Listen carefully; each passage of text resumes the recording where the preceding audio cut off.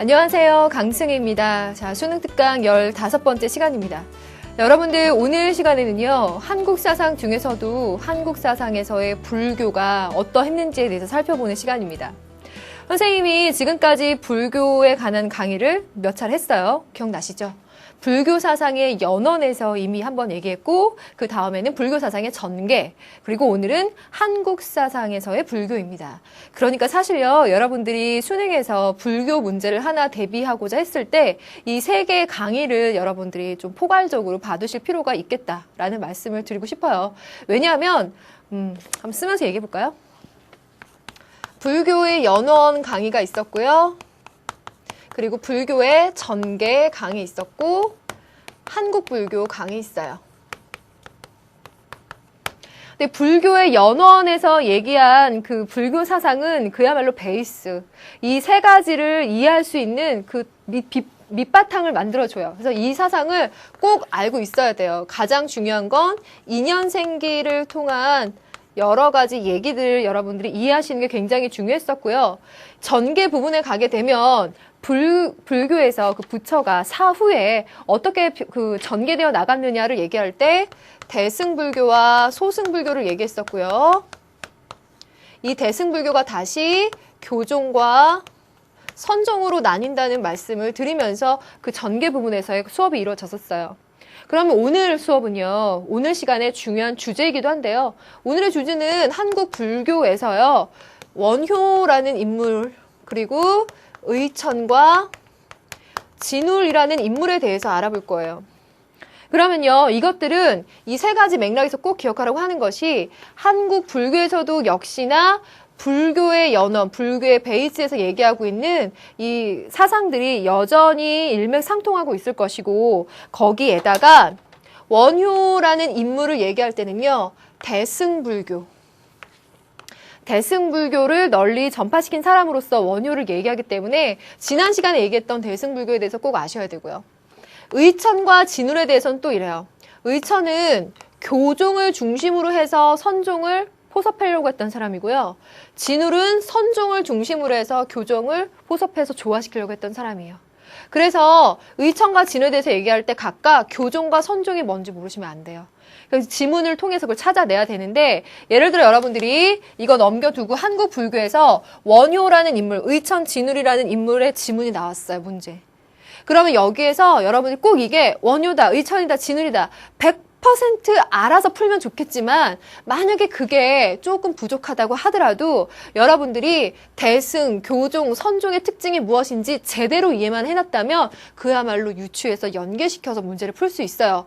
그 능력이 돼야만 고득점으로 가는 거예요. 외워서는 안 돼요.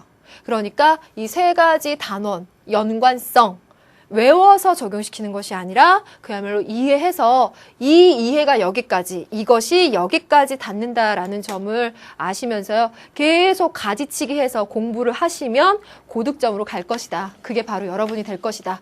이 얘기를 드리겠습니다. 그래서 이 얘기를 통해서 오늘의 주요 주제와 출제 경향도 말씀을 드렸죠. 원효라는 인물을 문제를 만들고 싶다. 그 원효라는 인물의 어려운 지문을 제시하죠. 하지만 그 제시문 속에서 여러분들은 대승불교 특징을 찾아내시면 돼요.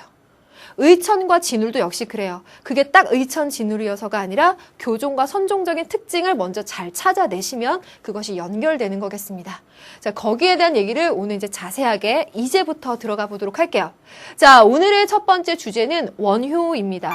원효의 사상은 어떤 특징을 가지고 있는지에 대해서 여러분들 필시 공부를 하셔야 되는데, 자, 여러분들 원효 모르는 사람은 없고요. 그 원효 사상이 굉장히 문제 잘 출제가 되는데, 출제가 잘 되면서도 어렵다라고 느끼는 점은 다름 아니라 지문 때문인 것 같아요. 원효 사상의 지문이 워낙 여러분들한테 어렵게 느껴지는데, 원효라는 인물은요, 우리가 아까 대승불교라는 점 이미 말씀을 드렸습니다. 그 당시에 불교가요, 굉장히 귀족 중심적으로 퍼져 있었다고 해요. 여러분들 선생님과 불교에 관련된 지문 보면서 느꼈는지 모르겠지만 그 메시지를 이해하기가 어려워요. 그리고 그 한자들도 굉장히 어렵죠. 그러니까 지식이 있는 사람들한테는 그 불교를 접하고 공부하고 이해하는 데 있어서 좀 쉬웠을지 모르겠지만 당시에는 그 지배 세력이 아닌 피지배 계층, 뭐 백성들한테는 그것이 좀 어려웠을지도 모르겠어요. 그래서 그러한 불교의 경향을 바꿔놓은 것이 바로 원효라고 할 수 있습니다. 쉽게 말하면 불교의 대중화 혹은 대중화, 이 뜻은 일반 백성에게 쉽게 알렸다는 뜻이에요.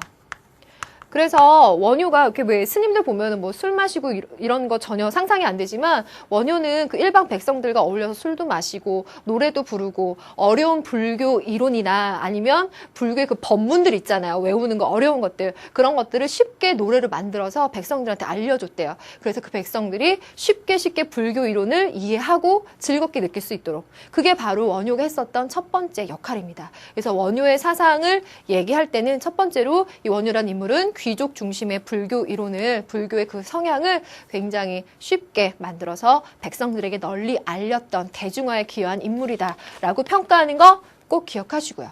자, 두 번째로 갑니다. 이제 사상으로 들어가는 건데요. 원효라는 인물에게서 굉장히 중요한 사상 중에 하나는 원융회통이에요. 원융회통. 화쟁사상. 여기를 보시면은요. 당시의 불교가 이제 여러 가지 이론들, 불교 이론들 가운데서도 여러 가지 이론들 사이에서 다툼이 있었던 거예요. 우리가 말하는 설이 맞다. 우리의 관점이 맞다. 각가지 관점들 사이에서의 다툼이 있었는데 원효는 그런 각가지 관점에서의 다툼이라는 것은 무의미하다는 거죠. 원래 부처의 가르침. 그 하나로 돌아갔을 때 하나로 돌아가서 본다면 그들 사이에서의 다툼은 의미가 없어서 그런 것들 좀 더 높은 관점에서 본질적인 의미를 찾아보자면 하나로 녹여내서 모두 다 통할 수 있다. 녹여낸다는 거예요. 하나로 녹여내서 통할 수 있다. 그리고 화쟁, 그 다툼을 조화시킬 수 있다라는 메시지가 되는 거죠. 그래서 그 원효가 기여한 불교적인 그 특성 중에 하나가 바로 그 여러 그 종파 간의 대립이 있었던 것들을 하나로 조화시키고자 했다라는 점을 여러분들이 찾아내시면 되겠습니다. 그 다음에 세 번째 나오는 것이 일심사상. 그래서 여기서 말하는 일심사상이라는 거 이해를 하려고 보면은요, 상당히 불교일에서 좀 심층적으로 들어갈 필요가 있긴 하거든요. 유식학파, 중간학파 이런 얘기가 나옵니다. 그런데 이 중에서도 유식학파를 얘기를 하는데요.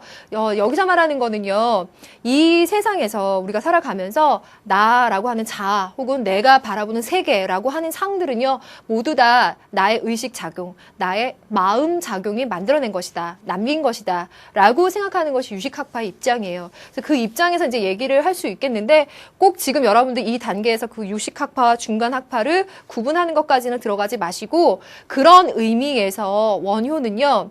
사람들이 여러 가지 것들에 대해서 바라보고 판단하는 데 있어서 차별이 생기게 되죠. 그 결과로서. 그런데 그 모든 것들의 근원은 어디서부터 발생됐다? 나의 마음으로부터 발생되었다라는 거예요. 그래서 그 마음을 통찰할 것을 중시하는 거. 그래서 일심사상을 여러분들이 그 마음을 통찰할 것, 그것을 여러분들이 이해를 해두시면 되겠습니다. 그래서 원효의 이 세 가지 사상에다가 또 여러분들 문제 풀 때 잘 나오는 지문 중에 하나가 뭐 일즉다, 다즉일 이런 말이 있어요. 지문 중에 나오니까 여러분들 어렵게 생각하지 않으셔도 되는데요. 하나가 곧 여러 가지, 여러 가지는 다시 하나로 통합, 조화를 이룰 수 있다는 뜻이에요. 그래서 여러분들이 가장 원효에게서 중시하면서 보는 것들은 원융회통과 화쟁사상이라고 하는 것이 이러한 맥락에서 조화를 추구했다라고 하는 점을 꼭 하나 기억하시고, 그리고 원효는 그 모든 그 의식들, 그 작용들, 판단들의 근본적인 것에는 마음이 있었기 때문에 그것을 살펴볼 것을 얘기했던 일심사상. 그리고 원효는 당시에 귀족 중심의 불교를 대중화시켰다라고 하는 이 세 가지를 잘 기억하고 계시면은요, 문제 푸는데 굉장히 도움이 많이 되실 겁니다. 그러면 지금 선생님이 말한 대로 이러한 그 원효 불교의 특징을 지문을 통해서 한번 복습을 하면서요, 확인을 해봐야 되겠죠. 그래서 지문을 한번 보도록 하겠습니다. 그 지문에서요, 여러분들 그 지문을 외우려고 하지는 마시고 그야말로 이러한 맥락의 메시지를 찾아보시면 돼요. 함께 보죠. 첫 번째 지문을 보니까 두 가지의 아집에 매달리지 말래요. 두 가지의 극단을 떠나라는 거예요. 두 가지의 아집, 두 가지의 극단을 다 떠나서 그 두 가지를 융화시켜야 된다는 거예요. 하나로 녹여서 조화를 시킨다는 거예요. 굉장히 중요한 거죠. 날카로운 두 모서리를 아울러 원만함을 얻게 되니 이는 곧 둘을 융화하였으나 하나가 아니요 두 가지의 극단을 벌였으나 중간도 아닌가 같다. 하나하나의 독특한 여러 악기 소리들이 어울려 아름다운 음악을 이루게 됨이 마치 이와 같다고 할 것이다. 그래서 뭔가 음악 소리를 내고 있어. 그 음악 소리가 하나인 것 같지만 사실 그건 여러 가지야. 또 그 여러 가지 악기는 또 그 나름의 여러 가지인 것 같지만 또 하나의 음악을 연주하고 있는 거죠. 그런 것과 같이 모든 것들이 하나로 녹여내서 조화를 이룰 수 있다는 겁니다. 원만하게 융화를 이룬다. 그러니까 극단이나 그 각각의 그 고집에 빠지지 말아라 라고 얘기하고 있는 원효의 메시지를 찾아낼 수가 있겠죠. 그 다음 두 번째 질문을 보겠습니다. 바람 때문에 고요한 바다에 파도가 일어나지만 움직이는 파도와 고요한 바다는 다르기는 해도 둘이 아니다. 다르기는 해도 둘이 아니래요. 마찬가지로 생멸하지 않는 마음과 생멸하는 마음도 그 본체에 있어서는 둘이 아니다 라고 했는데요. 지금 보시면 그냥 이 글을 한번 잘 들여다보세요. 기출됐었던 지문인데 바람이 불어서 잔잔했던 바다에 파도가 일어나고 있어요. 그래서 우리가 봤을 때는 그 파도라고 하는 것과 바다라고 하는 것은 혹여 다른 것이라고 볼 수도 있어요. 파도가 있고 그 파도 위에 바다가 있고 그 바다 위에 파도가 넘실넘실 거리니까. 그런데 사실은 그 바다라는 것과 바다에서 일어나는 파도는 둘이 아니라는 거죠. 바다라고 하는 것은 하나의 뭐 원인이나 뭐 근간이 된다면 그것에서 나타나는 현상이 바로 파도죠. 그 두 가지를 사람들은 다르게 보기도 하는데 사실 그거는 다르지 않다라는 거예요. 그것을 헷갈리지 말라는 거죠. 생멸하지 않는 마음과 생멸하는 마음도 역시 그 본체에 있어서는 둘이 아니다라고 하는 것이 역시나 그 원효의 메시지가 되겠습니다. 그러면 다음 질문 한번 보실까요? 만일 말 그대로 취한다면 두 주장은 모두 옳지 못하다. 서로 다른 주장을 내세워서 다투면서 부처의 뜻을 잃기 때문이다. 그러니까 너네 둘이 서로 다른 두 주장 때문에 다투고 있다면 그거는 원래 부처가 말하는 메시지가 아니라는 거죠. 그러나 만일 결정적인 고집이 아니라면 두 주장은 모두 옳다. 법문은 걸림이 없어서 서로 방해하지 않기 때문이다. 진정한 법문 진리라고 하는 것은 걸림이 없다. 방해되지 않는다. 그러니 다툴 필요도 없다라는 거야. 그러니까 너네가 만약에 싸우고 있다면 너네들은 진실된 것을 갖고 있지 않기 때문에 싸움이 일어나는 거고 진실된 것이라면 둘 다 조화를 이룰 수 있다라고 하는 부분이죠. 그러니까 싸우는 것, 다투는 것이 있을 필요가 없다. 화증사상 찾을 수 있겠죠. 자, 네 번째 지문. 심성은 불생불멸인데 일체 모든 법이 오로지 망령된 생각에 의지해서 차별이 있게 된다. 만일에 그 망령된 생각을 없애면 모든 경계 모습들이 사라진다. 역시나 우리가 양극단을 고집하게 되면 이로 인해 차별적인 생각을 한단 말이에요. 그런데 그 차별적인 생각에 의해서 다투죠. 그거는 너네가 진리를 잡고 있지 않기 때문이야. 만약에 진리를 잡고 있다면 보다 높은 관점에서 그 모든 것들은 조화를 이룬다는 거지. 그렇죠? 자, 마지막으로 한번 더 볼까요? 1이란 10에 포섭된 일이다.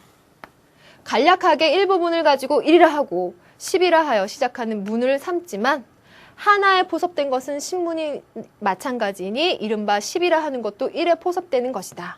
그리고 대승의 뜻은 광범위하나. 사실 대승이라는 단어 때문에 잘 알기 쉽지만 이거 빼고 한번 읽어보세요.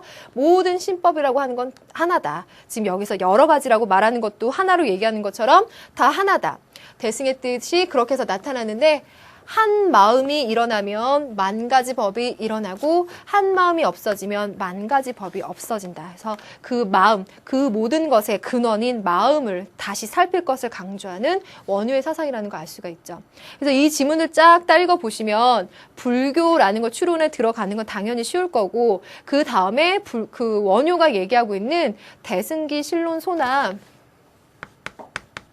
대승 기신론 소, 신문, 화쟁론, 지금 이런 것들이 만들어지고 있는 거예요. 지문이요. 그런데 대승기 신론이라고 하는 마명이 쓴 책이 있어요. 그런데 원효는 사실 불교에서는 정말 위대한 학자죠. 굉장히 똑똑한 사람. 그래서 그 책을 자기 나름대로 다시 재해석해서 쓴 거예요. 그래서 대승기 실로 소라고 해요. 이렇게 하면 원효의 글이 되거든요. 신문화쟁론. 여기에 관한 것들을 지금 여기 지문에 우리가 만들어서 지금 보고 있는 건데요. 이 지문들에서 얘기하고 있는 메시지가 다 그렇게 진리의 법문이라고 한다면 양극단에 치우쳐서 다툴 필요가 없어. 다 녹여낼 수 있어. 조화를 이룰 수가 있어. 그래서 그 모든 자극의 근본인 마음으로 돌아가서 그것을 살펴본다면 그런 다툼이라고 하는 것은 전혀 필요가 없는 것이다. 라고 하고 있는 가르침을 주는 거예요. 그래서 이 지문을 여러분들이 보신 다음에 아까 말씀드렸던 이 메시지 있죠.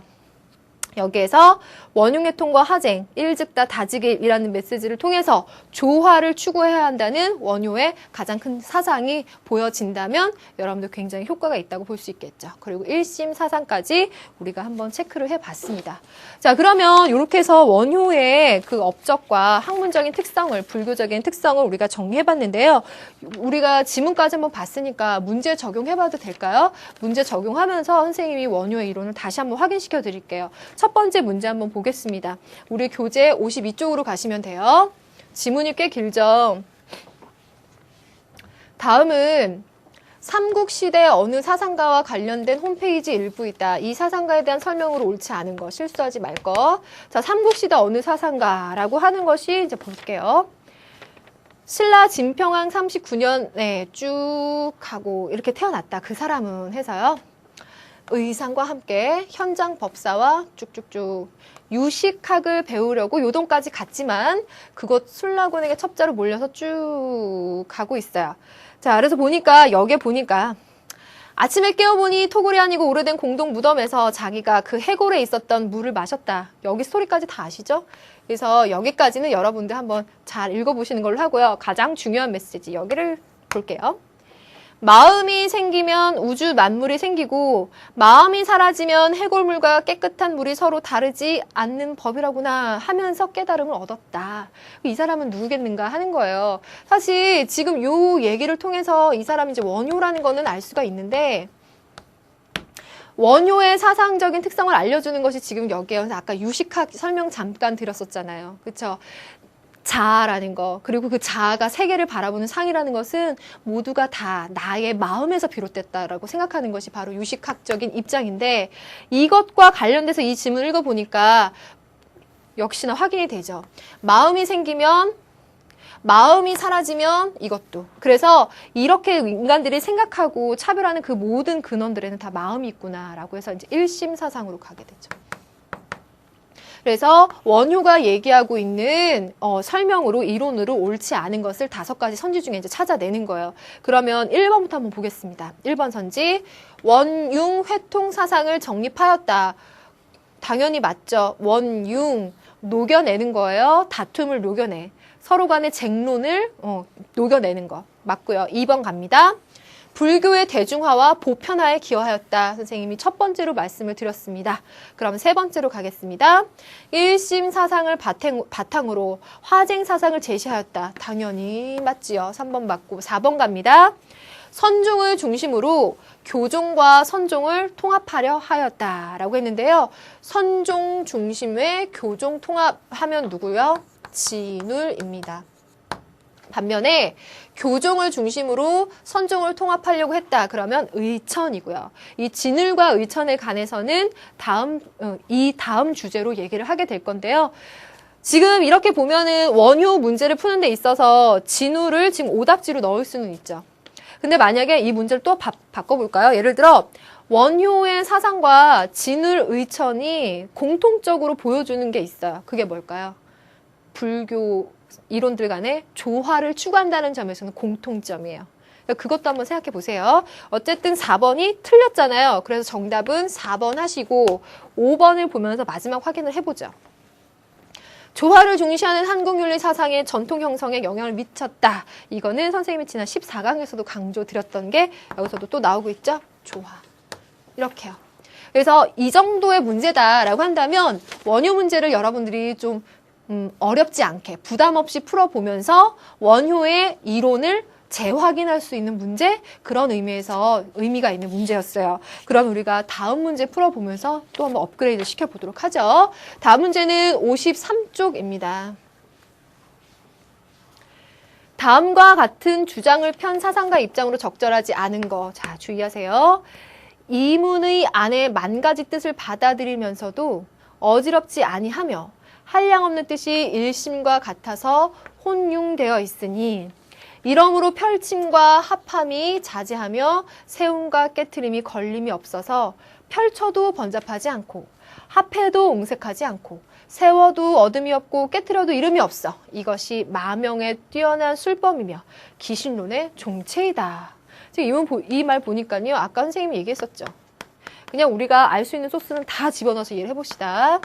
대승기 신론, 대승기신론이라는 이 책을 마명이라는 사람이 썼어요. 그런데 이것을 누가, 원효가 소라고 하면 재해석했다. 내가 나름 해석해서 다시 쓴다. 이 말이잖아요. 그래서 대승기신론 소라는 것은 사실 여기서 보여주고 있어요. 여기서 보여주고 있으면서 대승긴 신론에서 여기서 강조하고 싶은 것이 일심, 여러 가지 사상이 또 조화를 이룰 것을 말할 수 있는 그 뜻을 여기서 찾아볼 수가 있고요. 두 번째 지문을 한번 보실래요? 바닷물의 움직임이 곧 바람이요. 움직임의 물 기운이 곧 바닷물이다. 바닷물은 전체적으로 움직이는 까닭에 바닷물은 바람을 떠나지 아니하며 움직이지 아니하면 물 기운이 아니다. 그러므로 움직임은 바닷물을 떠나지 아니하는 것이다 라고 얘기하고 있습니다. 그래서 아까 선생님과 몇 가지 지문들을 쭉 보시면서 그 맥락을 이해했으니까 이 지문들이 원효를 말하고 있다는 거 다 아실 거예요. 그러면 원효에 관한 선지로 맞지 않는 걸 골라보라고 했는데 우선 1번을 볼까요? 중생구제의 보살행에 힘써야 한다. 중생구제의 보살행. 당연히 맞죠? 이것을 맞다라고 하는 이유는 대승불교에서 말하는 이상적인 인간상이 바로 보살이기 때문이에요. 그 보살의 행은 무엇인가? 중생구제. 위로는 깨달음을 구하고 아래로는 중생을 구하는 사람을 보살이라 하죠. 1번이 그래서 맞고요. 원효는 대승불교. 그럼 2번으로 갑니다. 다양한 종파들의 주장을 모으면 일심으로 귀결된다라고 말하고 있어요. 사실 여기서도 하나 단서를 찾을 수가 있고 원효가 얘기하는 화쟁, 일심이라고 하는 것이 여기에 들어가 있으니까 2번 정답 맞고요. 3번 갑니다. 세속과 진리의 세계를 구분하여 인식하지 말아야 한다. 세속과 진리. 이거는 대승불교라는 맥락에서도 찾을 수 있고요. 그냥 지문을 통해서도 보면 어때요? 진리라는 것을 알면은요, 양극단에 치우치지 않아요. 양극단에 빠져서 다툼이 일어나지도 않고 이 둘 중에 어느 하나를 취해야 되는지 고민하지도 않을 거라는 거예요.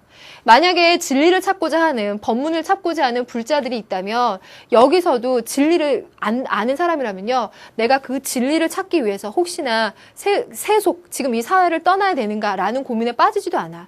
진리라고 하는 것은 현실 속에 있는 거예요. 이 현실 속에서 진리를 찾는 거죠. 그렇기 때문에 진리는 현실과 떨어져 있지 아니하다라고 하는 대승불교의 특징을 또 하나 찾을 수가 있죠. 이건 반복해서 나올 거예요. 그 다음 4번. 중생의 마음에서 벗어나 부처의 마음을 추구해야 된다. 삐끗하게 쉬운 선지예요. 부처의 마음을 추구해야 된다. 맞고 틀린 거 뭐? 중생의 마음에서 벗어나 절대 안 되죠. 아까 선지에서 말하고 있죠. 위로는 깨달음을 구하고 아래로는 중생을 구제하는 게 대승불교예요. 원효가 대승불교라고요. 그래서 중생의 마음에서 벗어난다라고 하면 절대 틀린 거죠. 그래서 적절하지 않은 것은 4번 이 부분 때문에 틀렸네요. 그럼 5번 확인 더 해볼게요.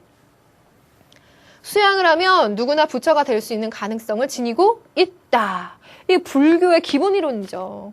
그러니까 대승불교든 소승불교든 뭐 어떤 문제를 만들든 간에 이런 지문이 들어가 있다라고 한다면 불교의 전반적인 맥락에서는 반드시 맞는 얘기다라고 체크를 해주셔야 되겠죠. 누구나 부처가 될 가능성이 있다. 즉 누구나 불성을 지니고 있다라고 우리가 얘기하니까.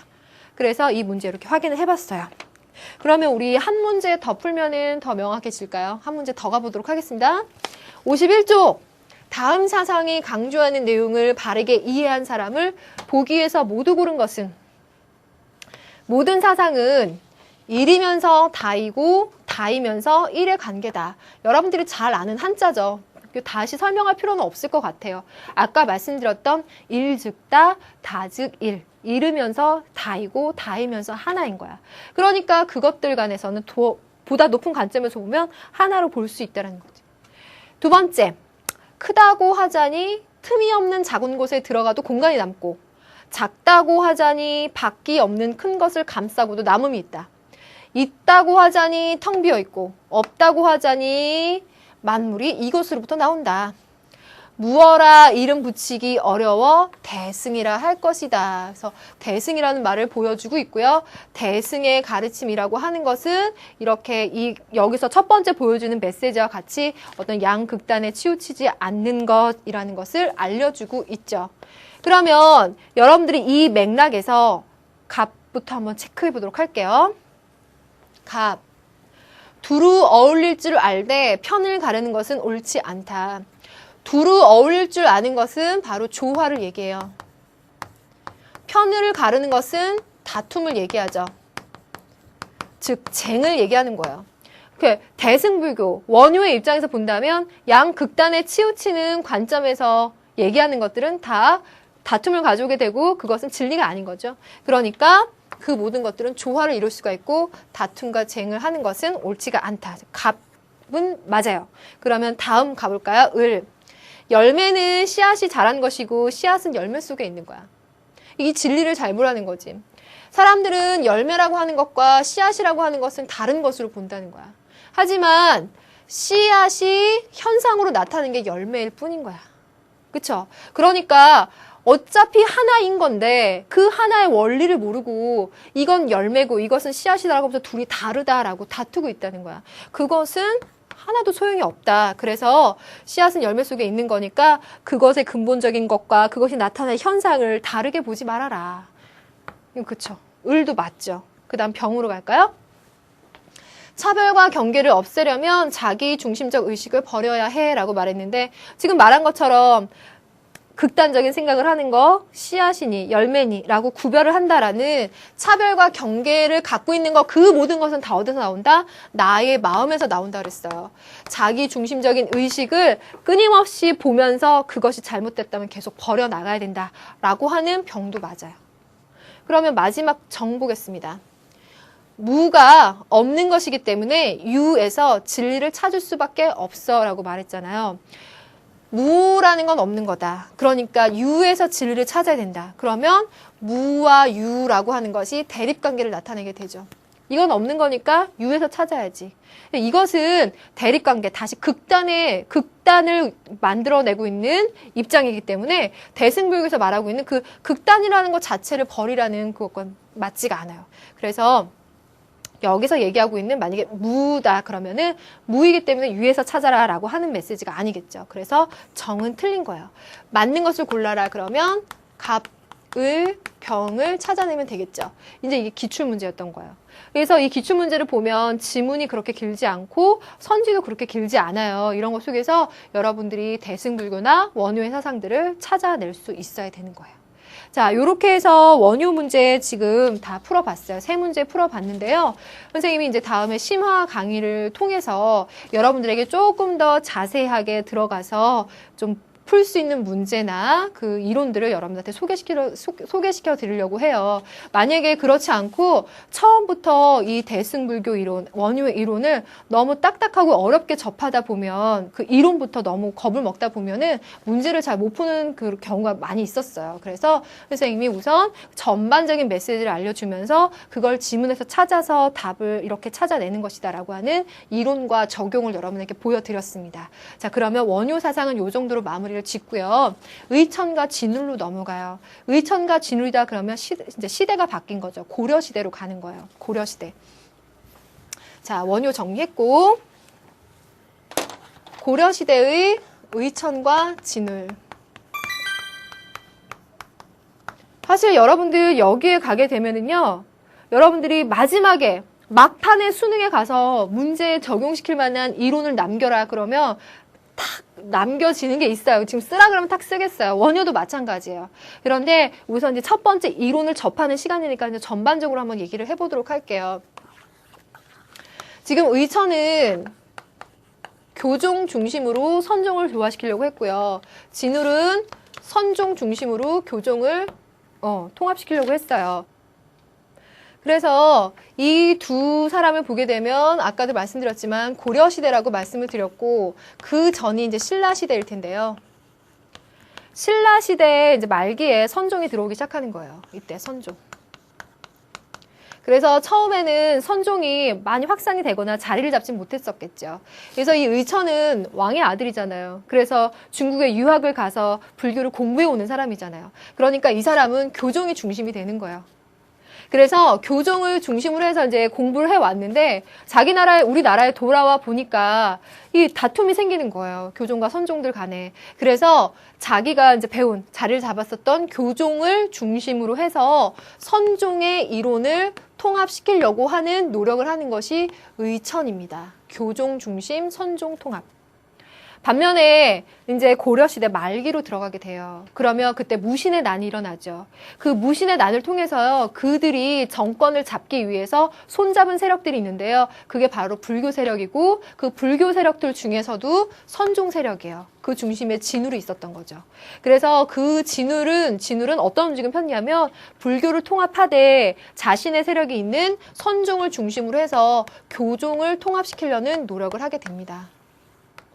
그래서 이것이 굉장히 중요한 사건임에도 불구하고 우리 조선시대로 넘어가면 불교 얘기 더 자세히 안 나오잖아요. 그 이유가 당시에 진울이 이러한 노력을 하면서 이렇게 정권, 그 당시에 힘을 그 등에 업고 이렇게 종교적인 제 역할, 사회의 구심점을 해주는 역할을 하지 못해서 인정을 받지 못했다라는 평가를 지금 와서 하기는 해요.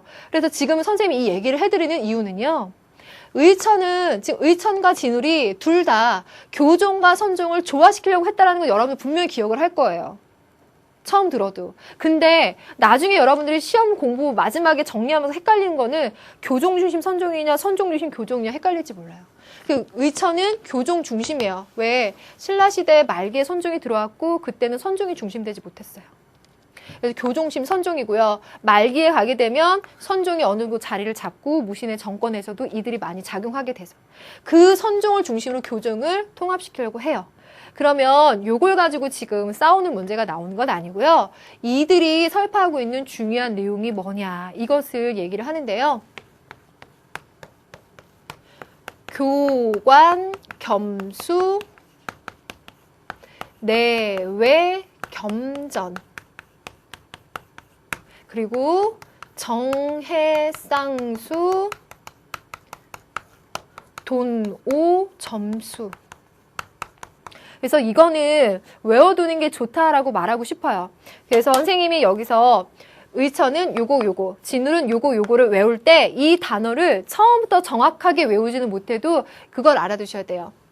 교라고 하는 것과 관이라고 하는 것은 그리고 내와 외라고 하는 것은 각각 교종적인 수행 방법과 선종적인 수행 방법을 다 나타내주고 있어요. 어때요? 교라고 하는 것은 경전을 통해서 이론을 배워야 하겠죠. 관은 어때요? 내 마음속에 불성이 있음을 들여다봐야 되겠죠. 교정적인 것과 선종적인 것은 함께 수행이 되어야 한다라는 메시지예요. 단 이 메시지는 의천이 얘기했기 때문에 이러한 이유의 지문이 나오면 교종이 중심이 되는 선종조화라는 걸 그것만 구분해내면 돼요. 그 다음 내외 겸전이라고 하는 것도 함께 수행을 해야 된다. 내외, 내 안에 있는 것과 내 바깥에 있는 것. 내 안에 있는 거는 내 마음 안에 있는 불성을 말할 거고 내 바깥에 있는 건 어때요? 경전을 통한 이론과 지식의 축적을 말하겠죠. 그것을 함께 해야 된다는 거예요. 그 내외라는 말을 지문 속에서 찾아낼 수 있는데 그것도 역시 의천이 말하는 거기 때문에 겸해서 하긴 하되 항상 뭐가 중심이 돼서 교종을 중심으로 해서 선종이 통합이 되어 간다. 이거 두 번째 쓰네요. 그걸 꼭 알아두시면 되고 그럼 두 번째로 갑니다. 정해 쌍수, 도노 점수라고 했는데 여기서 쌍수라는 것도 마찬가지예요. 정과 해라는 것이 같이 가야 된다는 겁니다. 여기서 말하는 정이라고 하는 것은 고요해서 변하지 않는 것, 안정된 마음의 상태를 얘기해요. 안정된 마음의 상태. 이 정의 개념을 물어보는 문제가 나오는 건 아니지만 그냥 한번 참고 삼아 보세요. 그럼 해라고 하는 것은 분별이 없는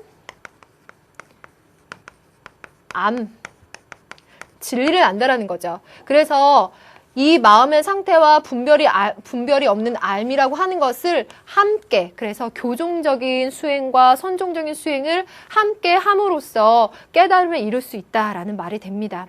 그리고 도노 점수, 그럼 이거 여러분들이 이제 아실 것 같아요. 도노는 언제 배웠죠? 불교 사상의 전개 부분에서 보면 돈오, 깨닫는데 어떻게 깨닫는다?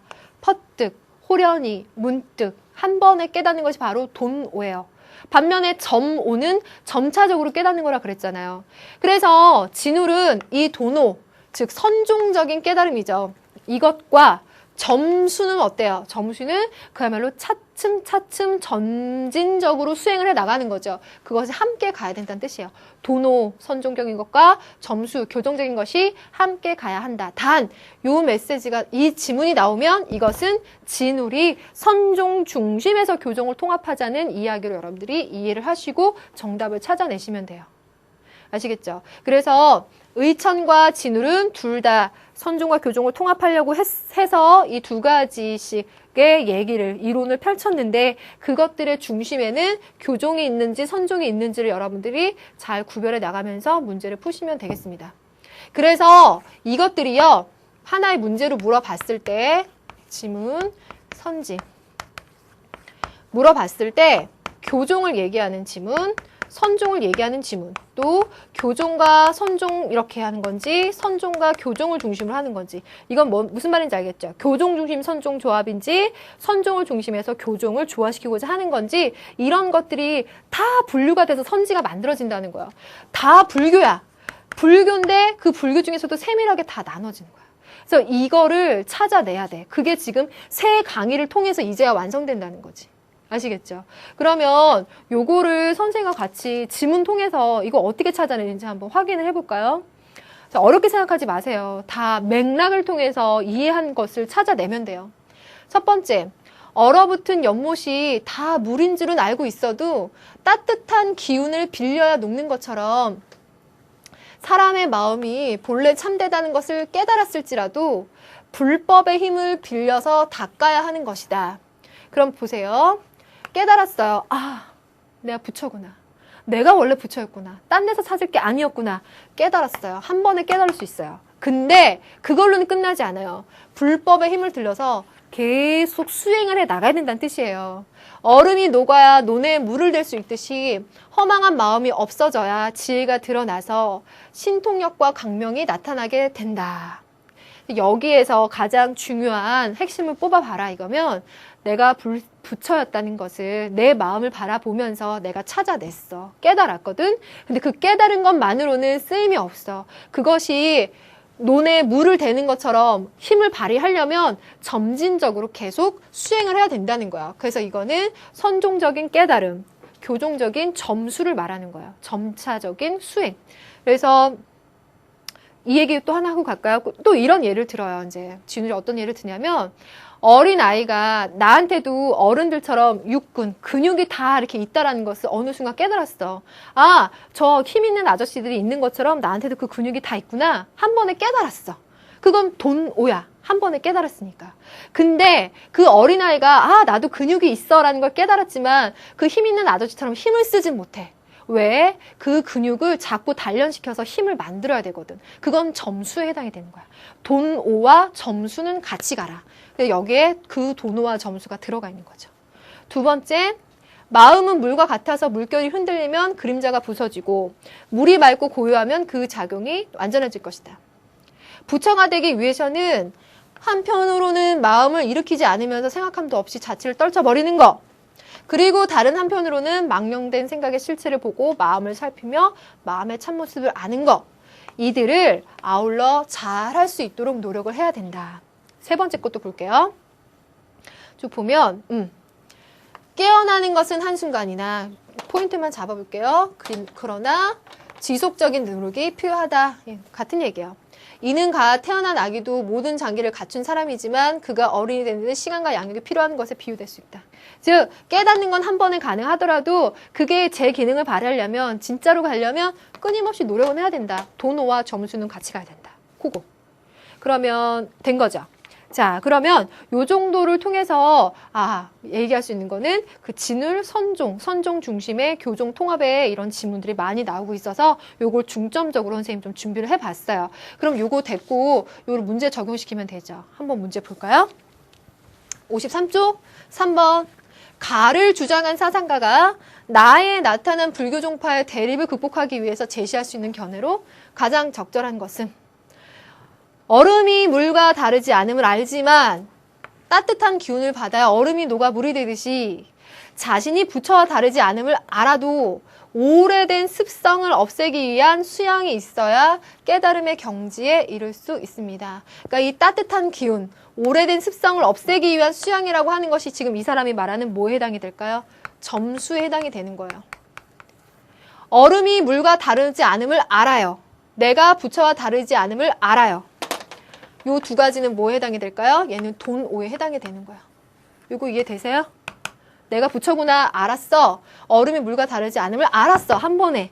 근데 그거는 이걸 통해서만 가능하다는 거야.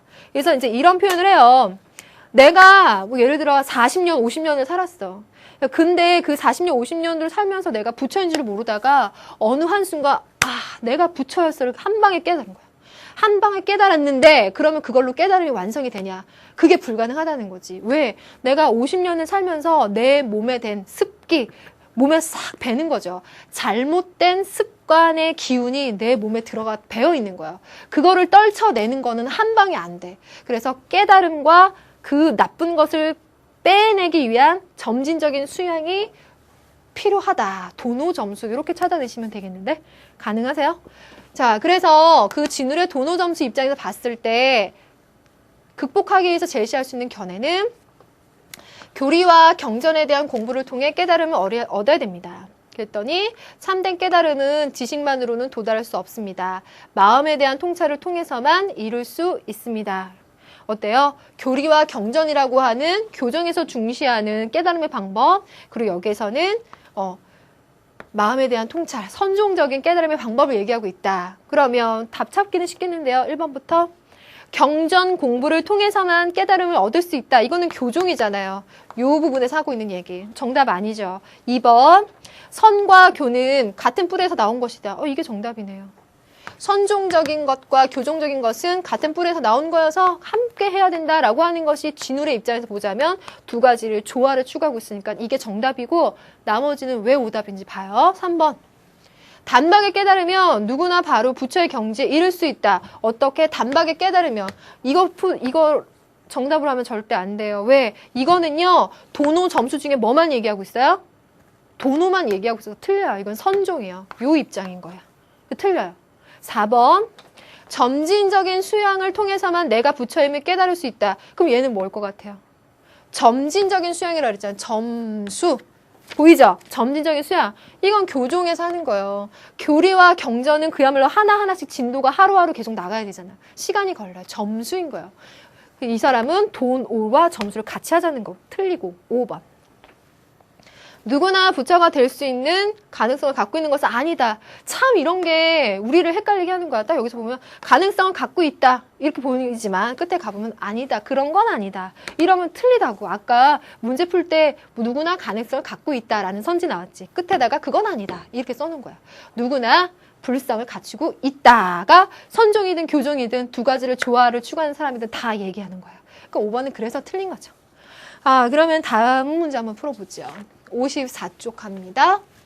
다음과 같은 입장을 가장 잘 요약해서 표현한 것은 이거 언어 영역도 아니지만 여러분들이 지문을 잘 읽어서요. 그 중요한 요지를 잘 찾아내서 그것이 무엇을 추구하고 있는지 방향만 잘 잡으면 될 것 같은데요. 진리에 들어가는 천길이 정과 해가 아님이 없다. 사실 여기서 답이 나온다. 정과 해가 아님이 없으니까 정과 해가 같이 가자. 정의 쌍수, 지인울. 이게 나오는데 더 읽어봐. 우리가 그 요체를 취한다면 이 둘은 단지 자성상의 체와 용이라는 면이다. 우리가 전에 이른바 쭉 하고 가서 정이라는 거 하는 것은 체가 되는 거고 해라고 하는 것은 용이 되기 때문에 그것은 같이 가는 것, 즉 떨어져 있지 않다라고 밝히고 있어요.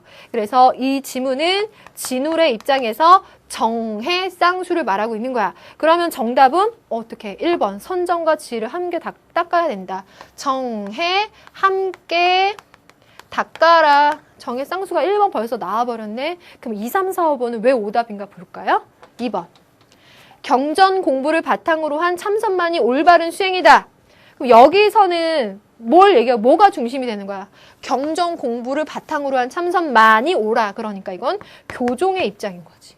그럼 3번은 점진적으로 경전의 지식을 쌓아 도노에 이르러야 한다. 얘도 당연히 틀리고 어때? 논리가 앞이 안 맞아요. 점진적으로 경전의 지식을 쌓는 것은 그야말로 점진적으로 수하는 거잖아요. 점수하는 거예요. 그쵸? 반면에 이건 도노하는 거는 한 번에 깨닫는 거, 선종에서 얘기하는 거죠. 이거는 교종에서 얘기를 하는 거고요. 그래서 도노에 이르는 것은 한 번에 가는 거고 점진적으로 경전의 지식을 쌓는 것은 점수로 가는 거야. 얘네 둘은 짝이 안 맞죠. 그 다음 4번 갑니다. 참선과 경전 공부 중 어느 하나만으로도 충분한 수행이 될 수 있다라고 말했어. 그러면은 교종을 하든 선종을 하든 하나만 해도 된다라는 얘기니까 진울이 얘기하는 쌍수와 입장이 다른 거야. 4번도 틀리고 5번. 단박에 내가 곧 부처임을 깨닫는다면 더 이상의 수양은 필요 없다. 필요 없다라고 말하니? 안 되지. 내가 근육이 있다는 거 알아도 힘을 쓰려면 근육을 키워야 점수를 해야 되는 거잖아요. 이거는 돈 오고 얘는 돈오만 말하고 있어. 진울은 여기다 꼭 점수해야 한다라고 말하고 있고요. 그죠? 도노, 점수, 정의, 쌍수라고 하는 것이 같은 맥락에서 얘기하고 있는 거 여러분들이 찾아내면 돼요. 근데 고맙게도 여러분들 지문을 잘 들여다보면 도노라고 하는 것, 정과 해라고 하는 것, 쌍수라고 하는 것들이 지문 안에 알려져 있어요. 그래서 여러분들 자꾸 어렵다 하는 그 말과 생각에 자기의 능력을 가둬두지 말아요. 분명히 할 수 있어요. 방법이 있거든요. 선생님은 기술을 얘기하는 게 아니라 다 그 안에 맥락이 있는데 그걸 왜 못 찾냐 그걸 얘기하는 거예요. 여러분 다 할 수 있습니다. 자, 그래서 여러분들 우리 문제 하나가 더 남은 건가요? 한 문제 마지막. 할 수 있다는 얘기하다가 또 깜빡했네요. 자, 마지막 한 문제. 가나 사상의 공통된 입장으로 가장 적절한 거. 가번. 법에는 말이나 형상이 없지만 말이나 형상을 떠난 것도 아니다. 말이나 형상을 떠나면 의욕에 빠질 거다. 말이나 형상에 집착하면 진실을 모를 거다. 다만 세상에는 완전한 재능이 없으니까 사람의 완전한 아름다움도 없다. 그러므로 교를 배우는 자는 흔히 마음을 버리고 바깥 대상물에서 구한다. 바깥 대상물에서 구한대요. 바깥 대상물. 선을 익히는 사람은 사람의 인연을 잊어버리고 마음 밝히기를 좋아하니 함께 편집이 되는 것이요 이변에 머무는 것이다. 그것이 마치 토끼풀이 길다 짧다 하고 다투는 것과 같고 허공의 꽃이 짙다 옅다 하고 다투는 것과 같은 것이다. 다투지 말라고 하는 것 같죠. 그렇다고 해서 원효를 얘기하느냐? 그건 아닌 거예요. 어떻게 보니까 교를 배우는 자는 즉 교종을 얘기하는 사람들은 바깥에서만 구한다. 반면에 선을 익히는 사람은 선종을 얘기하는 사람은 사람의 인연을 잊어버리고 마음 밝히기를 좋아하니 마음 밝히기를 좋아해. 그건 어디? 내 마음? 어디? 내 안에 있는 거. 내 안에 있는 거잖아요. 그래서 내 안쪽인 거야. 그래서 그것을 길다 짧다 옅다 짙다 하면서 어느 한쪽을 고집할 필요가 없다는 거예요. 바깥 공부와 안 공부를 같이 하라는 거죠. 그래서 이 지문 안에 교는 바깥에 치우쳐 있고 선은 안에 치우쳐 있다 그 말이야. 그러지 말아라. 그러니까 내외 겸전. 내외 겸전이 나와요. 이거 가능해서요? 내외 겸전. 그러니까 이걸 내외 겸전을 외운 사람은 여기에서 그 부분을 찾아내라는 거야. 이렇게. 그럼 나번을 갈게요. 나번. 얘 짧죠? 왜 짧은지 알 것 같아요. 왜냐하면 가번은 긴 것 중에 메시지 찾기가 참 힘들거든요. 근데 나번은 짧으면서 팍 주고 있어요. 도노점수의 두문은 모두 성인의 길을 따른 것이며 과거의 모든 성인은 먼저 깨닫고 뒤에 닦았고 그 닦음에 중독하지 않은 바가 없다. 먼저 깨닫고 뒤에 닦았다. 도노한 다음에 점수했다. 나번은 짧은 대신에 딱 보여주죠. 도노 점수라고.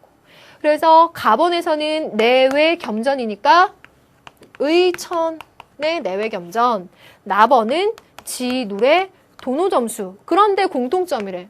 그럼 뭐 교종과 선종의 조화겠죠. 한번 볼까요? 1번. 마음의 본 모습을 보면 바로 부처가 될 수 있다.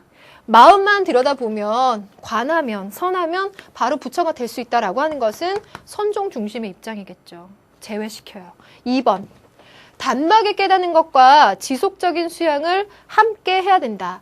단박에 깨닫는 거, 지속적인 수양을 함께 된다. 그러면 도노 점수가 되는 거잖아요. 그러면 이건 진울에만 해당되는 지문이 되겠죠. 그러면 3번으로 가볼게요. 서로 대립하고 있는 불교 종파를 하나로 통합해야 한다. 어때요? 지금 여기에서 교종이 먼저니 선종이 먼저니 뭐가 더 중요하니라고 얘기하고 있는데 하나로 통합해야 된다. 조화시켜야 한다. 라는 의미에서 3번이 정답이 될 거고 4, 5번을 한번 볼까요? 그러면 우리가 완성된 부처라는 것을 직관을 통해 깨달아야 된다. 직관을 통해서 깨닫는다라고 한다면 이건 선종적인 가르침이에요. 그렇죠? 5번 갑니다. 인생과 세계 본질이 무임을 깨달아 모든 집착을 버려야 한다라고 했어요. 그럼 5번을 조심스럽게 한번 잘 볼게요. 모든 집착을 버리라 라고 하는 점은 불교 이론에서 강조하는 거로는 맞겠죠. 그런데 여기서 주의해야 될 점은 인생과 세계 본질이 무다라고 하는 것은 허무주의를 얘기하는 거예요. 그래서 허무주의에 빠지거나 무 자체에 대해서 추구한다 그러면 뭐 현악 같은 부분에서 나왔던 부분이지 이거를 불교와 연결시켜서 말하면 안 되죠. 그래서 이 무라는 것을 여기에다가 선지에 넣을 수 있는 그 가능성이 있는 거 이런 것 때문인 것 같아요. 이렇게 우리가 인연생기에 의해서 이 세상의 모든 것이 무상하다라는 불교의 이론을 깨닫게 되잖아요. 그 이 무상하다라는 것 때문에 사람들이 아 그것은 허무를 말하는 거구나, 무를 얘기하는 거구나라고 오해할 수 있으나 그건 그야말로 불교에 대한 오해다라고 해서 이러한 선지도 여러분들한테 만들어서 이렇게 함정으로 만들어 놓을 수도 있겠죠. 그래서 이 부분에서는 이 문제에서 얘기하고 싶은 거는 의천과 진울은 각각 어떠한 그 교종이냐 선종이냐 그 어떠한 것이 중심이 되냐는 서로 입장은 달라도 두 가지 수양법이 조화를 이루어야 한다라는 점을 강조하는 것은 공통점이다. 라는 것을 물어보고 있는 문제겠네요. 그렇죠? 자, 그래서 오늘 원효, 의천, 진울 이론과 문제 적용까지 봤어요. 그렇게 했는데도 이제 좀 짧게 했는데고 다 추려냈는데도 벌써 시간이 굉장히 많이 넘어갔는데요. 자, 마지막 확인 질문 드려볼 테니까 요거 복습 한번 하고요. 다음 시간에 만나도록 해요. 여러분들, 의천하고 진울하고요. 수양 방법에서 차이점이 나타나요. 공통점은 여겠지만 차이점은 여러분들이 한번 말해보세요. 그 다음 셋을 엮어봐요. 원효, 의천, 진울의 공통점은 뭐겠는가라고 하면은요, 뭐 다양하게 답이 나올 수도 있을 거야. 불교 전반적인 이론도 있겠지만 여러분들은 어떤 측면에서 말하냐면 한국 사상의 전반에서 나오는 특징을 잡아서 얘기해 보세요. 이미 아시겠죠? 자, 그렇게 두 가지에 답해 보면서 이번 시간 복습 마무리하시고요. 다음 시간에도 만나서 1등급으로 같이 갑시다. 자, 수고 많았어요.